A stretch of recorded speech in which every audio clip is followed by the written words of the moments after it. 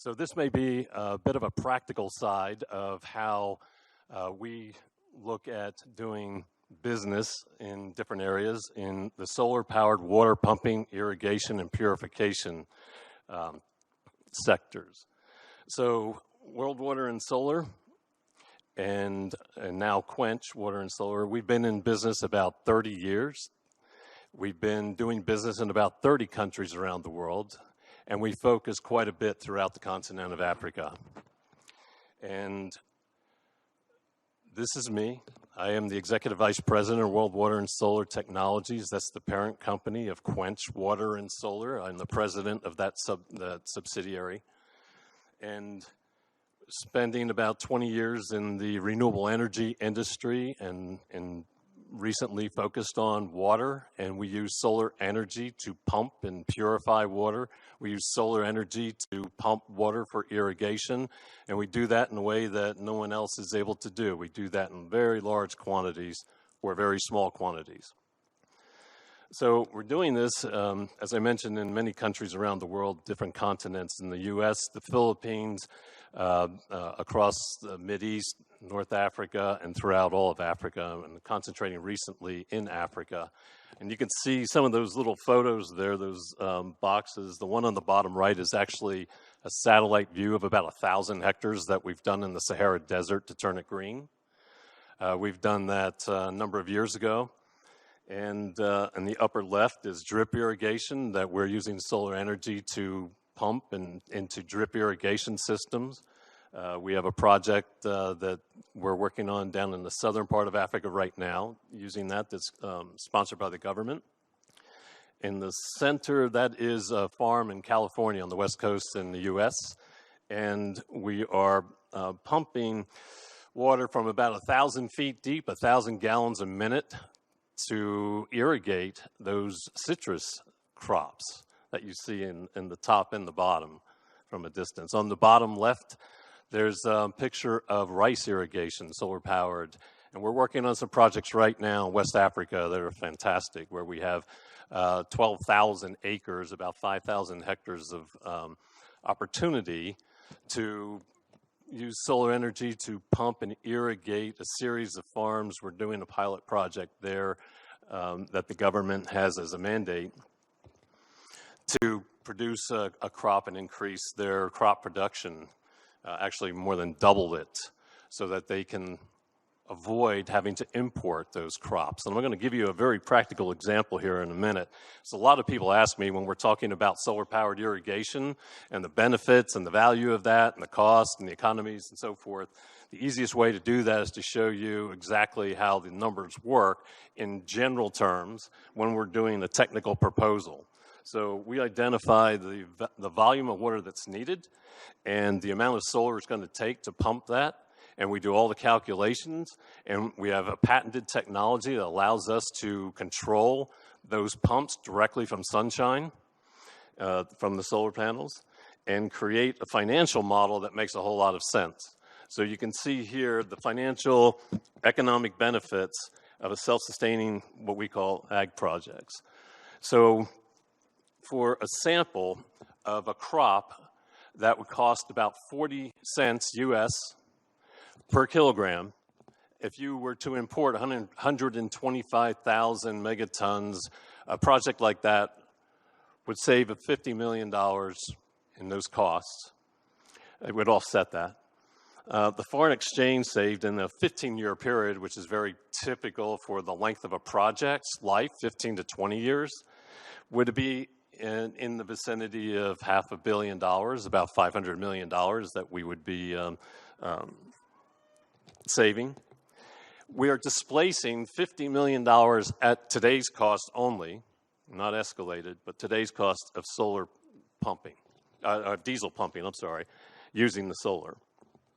So using solar instead of diesel will save the additional 50, and it's often very common for a government in many of these areas to be charging a little fee, a tax on the crop, on the sale of the crop, and they can generate enough money from that small fee. I use 3% here as an example, that will pay for the entire project.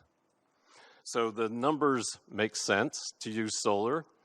250,000 tons of carbon that are offset to do that compared to what's generated by diesel. And the project capacity, as you see there, can increase a typical farm, the smallholder farm's household income to $5,000 a year, and that's about double from what the average may be in these areas that we're talking about.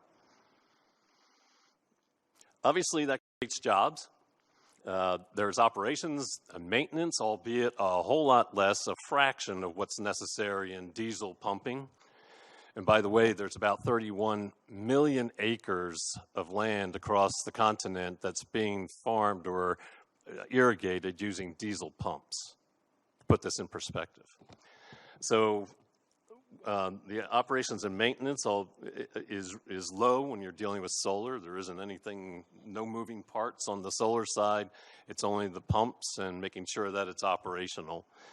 And we've been forging kind of a new path, I'd say, in across the continent in building these water purchase agreements. So instead of the governments or the industries or the companies needing to have a huge outlay of cash in order to take advantage of these savings and all the benefits that I listed some of, they don't need to part with their capital in order to do that.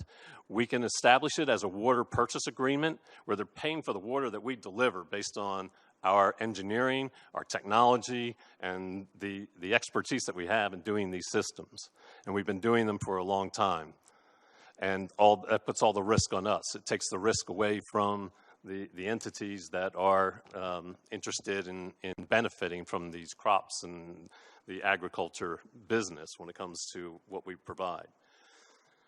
That is World Water and Solar Technology. So we focus, again, just to recap briefly, on the solar energy for clean power and the solar irrigation for irrigating large or smallholder farms.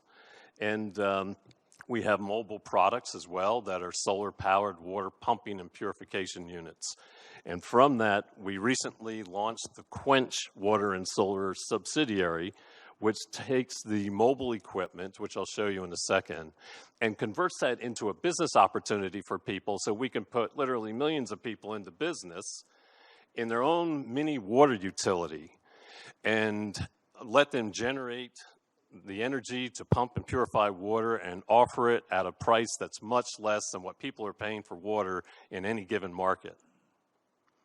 So that creates a business opportunity that's obviously empowering people and creating a product that people need to survive. So I have about 15 minutes here to share with people what we're all about and what we do and what perhaps you could see the benefit. And in that time, there's about 30 people somewhere in the world that are going to die because of the lack of clean water. And that'll happen every 15 minutes. 24/7, 365, till you have over 1 million people a year that die because of bad water. There's a statistic by the health organizations, the World Health, that talks about the population in hospitals across the continent of Africa. You can cut about 50% of the occupancy in the hospitals across the continent on average simply by cleaning the water. People are there because of bad water. And it's been going on for generations, and it doesn't need to. And for a fraction of the cost of what people are paying now for water, we have a solution in the Quench in this model. Quench designs, builds, and sells the solar-powered water pumping and purification units, these mobile units, and we sell them globally as a business. We have a licensing agreement so we can monitor the performance of these units remotely from anywhere in the world. We can tell where it is, how much water it's pumping, the quality of the water. There's got a Wi-Fi station on it, and I'll show you this right here. It's fully solar powered. You can see this using our proprietary software. You can see how the unit is performing, how much power is being generated. There's a place to plug in your cell phones and be able to charge your phones, be able to communicate and connect on the Wi-Fi. There's an automated payment system that's being integrated into it so you can come up with the new technologies. We were talking about a lot of new technology in the last few presentations. So you use your phone, pay for the water you want, have it dispense, and hopefully come back when you want to talk use the Wi-Fi or charge your phone. We have three business models listed on the right-hand side of that slide. In the upper right-hand corner, very simply, you can deploy these units anywhere in the world where the sun shines, and you'll instantly have purified water as long as you have a water source, and people will come to you and get the water, the clean water that they need. And the second model there is to deliver in a wholesale model where you can actually own one of these units, dispense the water, sell it on a wholesale basis, and other people can go distribute it. And then the third is a lot of people are interested in the bottling operation because it's such a need in so many regions across Africa and beyond. We're certainly not limited to Africa when it comes to water. There are problems all over the world, including the U.S. has major problems. This is the dashboard that I mentioned, the remote monitoring system, what we call a dashboard. And this shows you some of the outputs on the performance, the volume of water, the quality of the water, et cetera, the power that's coming out of the unit, and it tracks that. And we were just selected by Microsoft IoT Innovations Conference that was held out in Las Vegas about 2 weeks ago as one of the leading solutions, speaking of IoT. So that was pretty exciting and quite an honor to be out there and to be chosen for that. So what is the crisis? We have over a third of the population in our world does not have access to clean water and hygiene on a daily basis. That's phenomenal. That's amazing. That's twice the size of the continent of Africa every single day that doesn't have access. And we have an issue. We have a population growth that is outpacing the infrastructure and the ability to catch up and provide that water. So there's lots of water, as we know. The earth is 3/4 covered with it. There's less than 1% that's potable, 1% that we can use. That's quite a startling figure. The population's growing, and we are running out of water. We see it in different areas. We see it, major problem recently in India, a major problem in Cape Town. These are just the ones that get into the news. I see it every day. I get alerts. There are hundreds and hundreds of areas that have drinking alerts on a regular basis. Drinking water alerts for safe water. So that picture in the middle there, a friend of mine took that. That's over in Togo. But I think all of these tell a story. The one on the right is our mobile unit that is opened up into a 4-kilowatt array of solar power, and it's able to pump and purify up to 30,000 gallons per day. So those people are very happy as a result of that. And that's just the one unit. This was a friend of mine as well that took this picture, and these children, this tells a story. This was in Togo. If you look at that water and drinking it out of that bucket, and that's what people are accustomed to and don't realize, that's a problem. And it goes way beyond that. On the left, you can see just in very recent times, some of the areas of the world that I've highlighted, they're in the headlines just recently. Wars are being fought because of the lack of water, and the water that is used to irrigate crops and so forth. Without that, you have a food shortage. We have a food shortage. People go looking for more food. They go looking for more water. They cross borders and boundaries, and other people want to protect what they have. So all of a sudden, you have an incident which becomes escalated and becomes a war. And there's going to be more of them, unfortunately, and I'm well aware of where that's happening, unfortunately. So water's a pretty big deal. I don't see any water bottles here, but if indeed we had water, if someone said, hey, I'm going to take your water away, you only have about 3 days to survive. You think, what are you going to do about that? You're going to hold on to it, right? I would. I will. I have some in my briefcase, as a matter of fact. So I don't mean to make light of it. It's a serious, serious issue.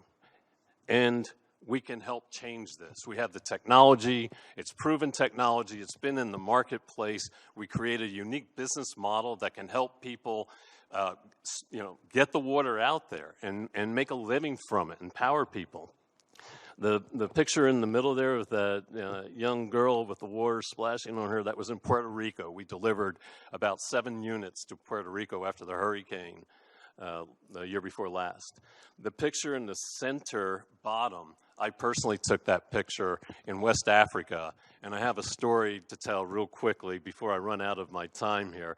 But we partnered with a small NGO, nonprofit over there, and we went to a village of about 4,000 to 5,000 people, and we did a pilot project there where we were pumping water to do drip irrigation on their smallholder plot, their a few hectares that they use to supply vegetables and crops to the village. When we installed the solar pumping and were able to irrigate their land, they went from a single crop harvest each year to about 2.5 times, more than doubling their crop yield. And when they did that, there was a phenomenon. All of a sudden, the 400 young women and girls that had to go fetch water every day by hand could go to school for the first time in their lives. In generations, that hasn't happened. It never happened. We entirely changed the entire culture in that little village simply by pumping water using solar energy so that they could increase their crop yield. The men of the community would sell the crops and the overage rather than having to go look for work in the urban areas. So everyone won in that case, and it certainly touches my heart, and it can be replicated so easily. The technology's there. It's just phenomenal, and to be part of that is phenomenal. So this is another picture of these kids that were able to go to school, and that was in a little community in that village. Compsey is the name of the village. But it talks about just creating the jobs of small businesses. They're sustainable, provides life's critical needs in the process of creating a job and creating the business, and empowering the women and children. And women are by far more responsible for water than anyone else on the face of the earth. It's well over 60% of water responsibility is in the hands of women. So it's important to make sure that they are empowered and have a business opportunity that they don't have to spend all of their time fetching water every day.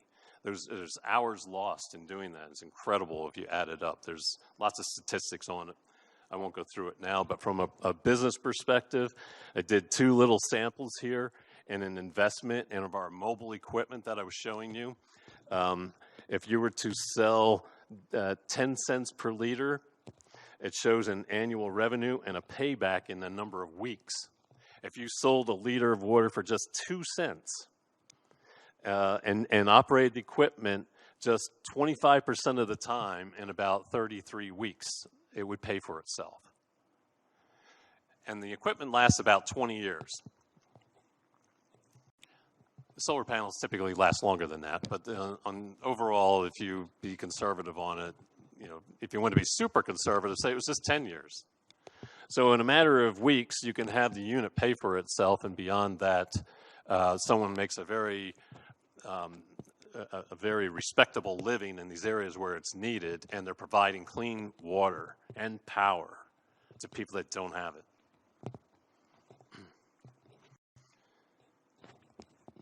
The empowerment, the jobs, water, solar, life. So yeah, let's get started. We don't have much of a reason not to. I appreciate it. Thank you. Merci beaucoup. Merci beaucoup.